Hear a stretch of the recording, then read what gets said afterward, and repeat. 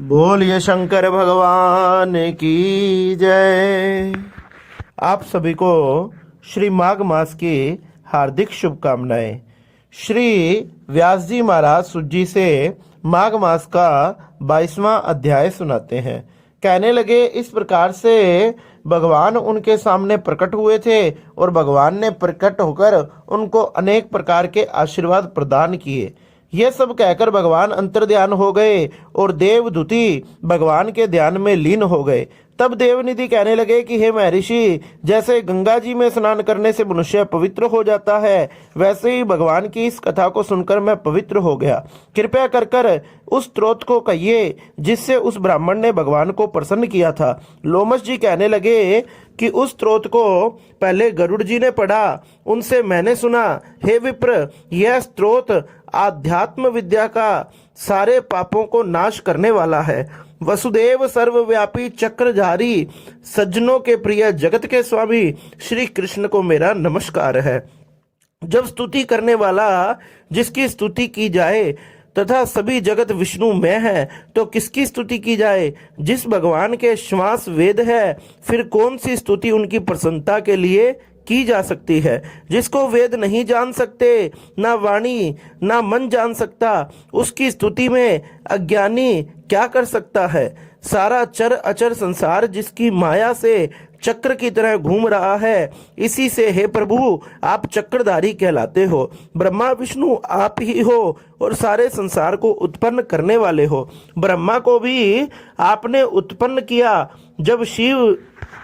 जब जीव शरीर को धारण करता है, तब उसको ज्ञान उत्पन्न होता है।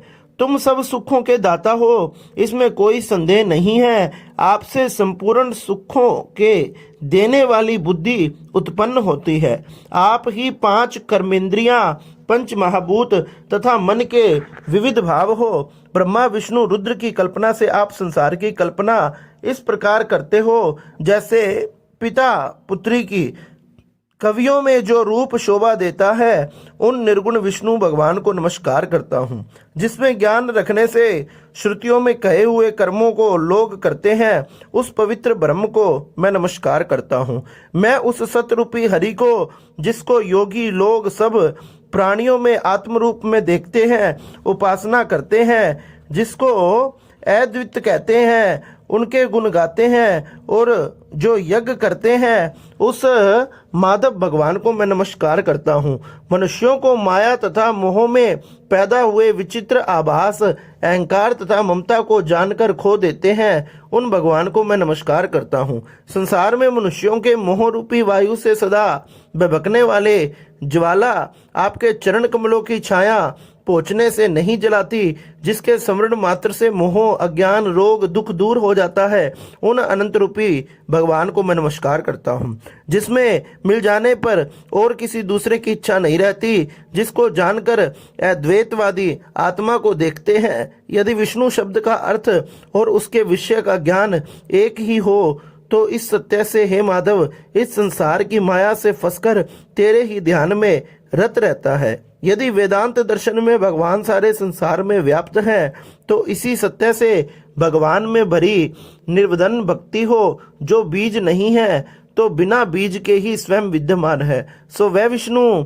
ज्ञान रूपी रंग से हमारे बीज के टुकड़े को, जो सृष्टि स्थिति तथा लय के लिए ब्रह्मा विष्णु महेश 3 रूप धारण करते हैं और कार्य में सत रजो और तमो इन तीनों गुणों में विद्यमान है, वह भगवान मुझ पर प्रसन्न हो।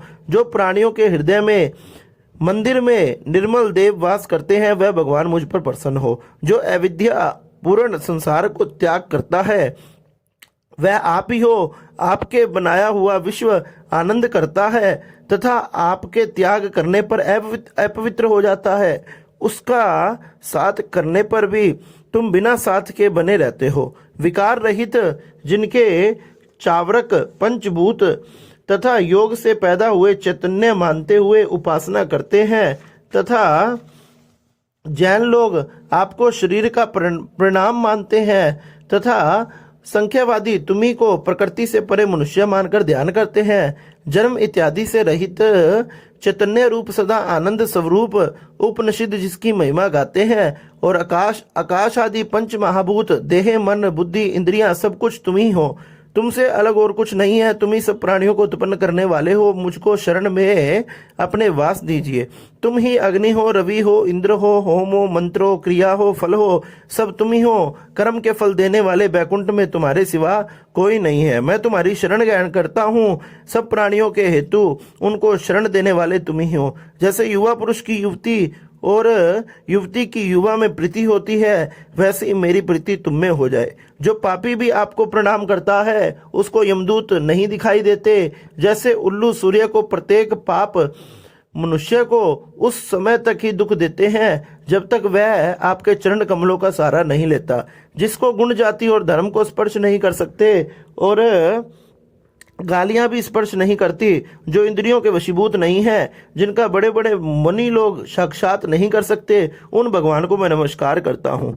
जितने ज्ञान रूपी सुंदर गुण हैं, जितने सुख स्वरूप मोक्ष रूपी लक्ष्मी का आलिंगन किया है, जिन्होंने आत्म स्वरूप सुख को भोगा है, जिन्होंने ध्यान रूप से मृत्यु को वश में कर लिया, ऐसे मुनियों से सेवित भगवान को मैं नमस्कार करता हूँ। जो जन्मादि से अलग हैं, जिनको काम क्रोध आदि दोष नहीं देते, उन वासुदेव को मैं नमस्कार करता हूँ।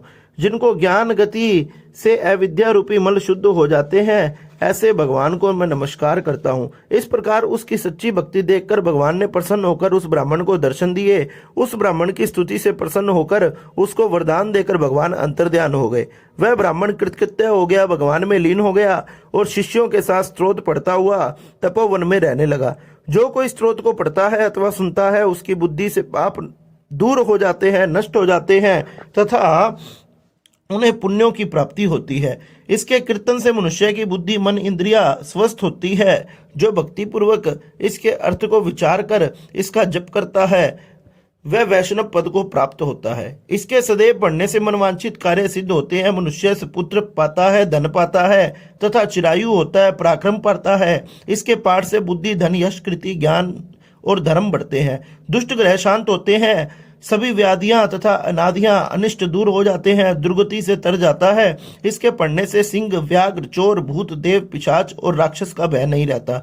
जो भगवान का पूजन करके इस स्त्रोत को पढ़ता है, वह पापों से ऐसे ही अलग रहता है जैसे जल पंख से कमल। जो गति गंगा आदि के स्नान से मिलती है, वही फल इस स्त्रोत का एक बार जाप करने से मिल जाती है। तथा स्त्रोत का 1 काल, 2 काल या 3 काल पढ़ता है, वह अक्षय फल को भोगता है। जो मनुष्य प्रातः काल इस स्त्रोत को पाठ करता है, वह इस स्त्रोत को इस लोक तथा परलोक में अक्षय सुख को प्रदान करता है। वेद दूती का बनाया हुआ यह स्त्रोत भगवान को अत्यंत प्रिय है और भगवान के दर्शन कराने वाला है।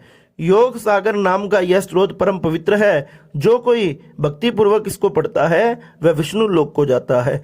अब पिशाच के मोक्ष की कथा कहते हैं। इस प्रकार से श्री लोमश ऋषि ने ये बड़ा ही सुंदर ब्राह्मण द्वारा बनाया हुआ स्त्रोत भगवान की स्तुति श्री सुतजी महाराज को व्यास जी ने सुनाई, जो भगवान को अति प्रिय तथा भगवान को प्रसन्न करने वाली है। बोलिए शंकर भगवान की जय।